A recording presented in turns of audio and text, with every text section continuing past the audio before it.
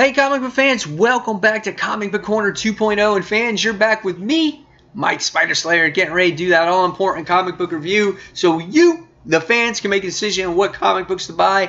Today, guys, we're talking about Spidey issue number 3.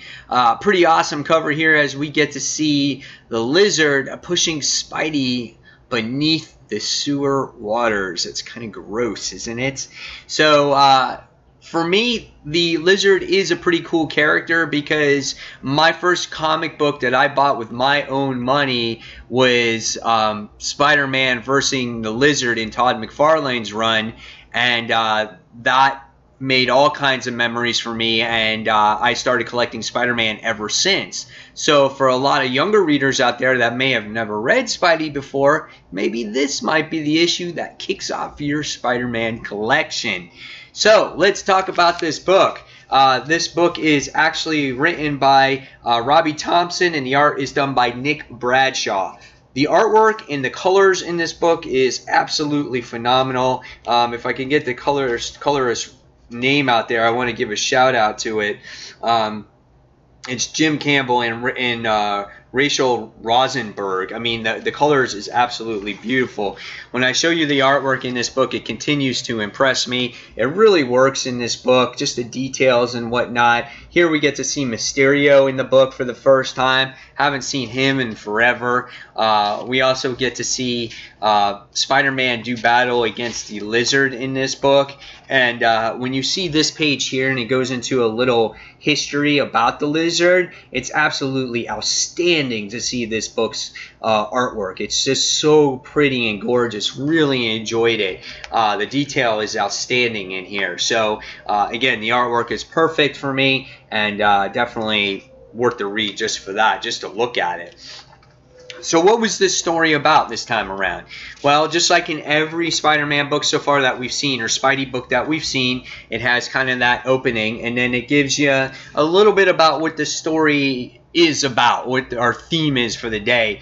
And this time it's about Peter learning how to balance his responsibilities, whether it's going to school, whether it's him being Spider-Man, or getting a job. And in this issue, it really focuses on him learning how to be Spider-Man, like I said, learning how to deal with his situations at home and at school when it comes to being bullied and comes to helping Aunt May. And in the issue, you wind up seeing Peter get a job. Now, in the beginning, you know, sidetrack, these ads are just so obnoxious and annoying. They're all over the books this week, and it's driving me crazy. All right, back to the review.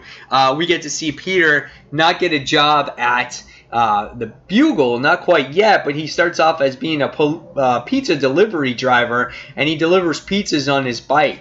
And then what happens is he, of course, winds up getting sidetracked, and he winds up finding a whole bunch of lizards, and he finds out that it's the work of Doc Connors. And we get to learn about Doc Connors, about how he was a war vet and how he lost his arm and how he created the serum to regenerate his arm, and then he becomes the mindless Lizard. And so in the issue, you get to see a lot of fighting, a lot of battling, a lot of action, and you wind up finding out that Curt Connors is like incubating lizards, and he's creating a lizard army to take over the world. And Spidey comes up with all these different types of real obnoxious dialogue to the Lizard, you know, to throw him off his game. Typical, classic, old school Spidey stuff that you've known and loved for a long time. And then, of course, by the time you wind up getting to it, you know, Spider-Man saves the day. He beats the Lizard, but the Lizard escapes.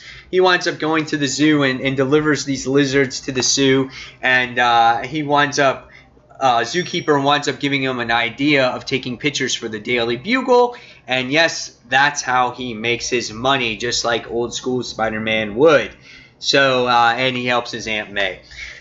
So what did I think about this particular issue? I thought it was really good. It's, again, it's a book that introduces Spidey to younger audiences that don't know who he is, and this is a modern tale for the character, and I think it's good. I love reading about these old villains that you see, and if you read the letters page in the back of the book, you wind up seeing that the book talks about Doctor Doom, the Vulture, and a guest appearance by a certain Avenger. And the next issue has to do with him doing battle against the mighty Doctor Doom. So that's really cool.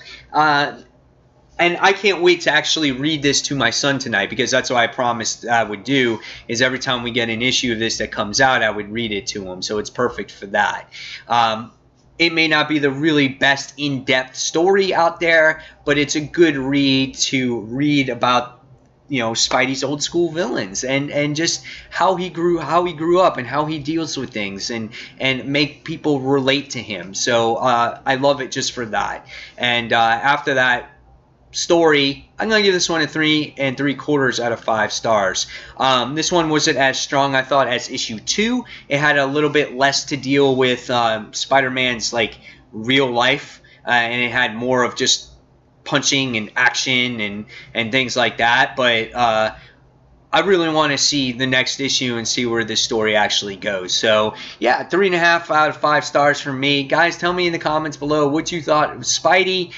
Do you like this book? Are you reading it just because you're a Spider-Man fan? Are you reading it to your kids? And fans, as always, thank you for watching Comic Book Corner 2.0. Until the next comic book review, check out Comic Book Corner Old School and check out my group channel, Comic Frontline. So again, fans, thanks for watching. This is Mike Spider Slayer signing off. Take care, guys. Bye.